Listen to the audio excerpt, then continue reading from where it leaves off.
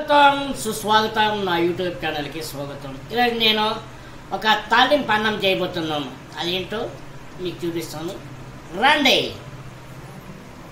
ఇకండి అన్నము మనకి మిగిలిపోయిన అన్నము మనం దీంతో చేసుకుందాం. తాలింపు అన్నము, దానికి కావాల్సిన పదార్థాలు ఇకండి ఇదండి. మునగాకు కారం పొడి ఉంది కదండి, నేను మునగాకు కారం పొడి చేశాను కదా, ఇది దీంతోనే తాలింపు అన్నం పెట్టుకున్నాం. ఈ కారం పొడి ఇందులోకి వేద్దామండి. వేసి మిక్స్ చేసుకుందాం, బాగా కలుపుకుందామండి. కలుపుకున్న తర్వాత మొత్తం అన్నం కలిపేసి నెక్స్ట్ దీనికి ఏమేమి కావాలో నెక్స్ట్ ప్రాసెస్కి వెళ్దామండి. అండి ఓ 3 పచ్చిమిరపకాయలు, కొత్తిమీర, కరివేపాకు ఇవి చిన్న కట్ చేసుకుందామండి. స్టవ్ వెలిగించుకొని తిరుమత పెట్టుకుందాం. స్టవ్ వెలిగిద్దామండి. ఆయిల్ వేసుకుందామండి. కొద్దిగా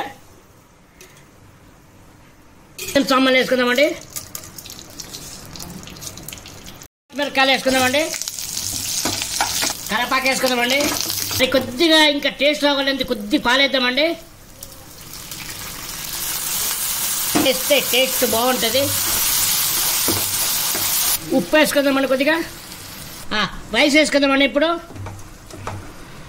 ఒక్కసారి మొత్తం కలపెట్టుకుందామండి. కలుపుకున్నామండి. మొత్తం అయిపోయింది. ఇంతేనండి, మునగాకు కారం పొడి రెడీ అయిపోయింది. గార్నిష్ కోసం కొద్దిగా కొత్తిమీర వేద్దామండి. ఓకే, అయిపోయిందండి. కారం పొడి తాలింపు రైస్ రెడీ అయిపోయిందండి. మీరు కూడా నేను చేసినట్టు వండుకొని తిని నా కామెంట్ సెక్షన్లో కామెంట్ చేయండి ఎలాగుందో. అలాగే నా ఛానల్ని లైక్, షేర్, సబ్స్క్రైబ్ చేసుకోండి. బాయ్.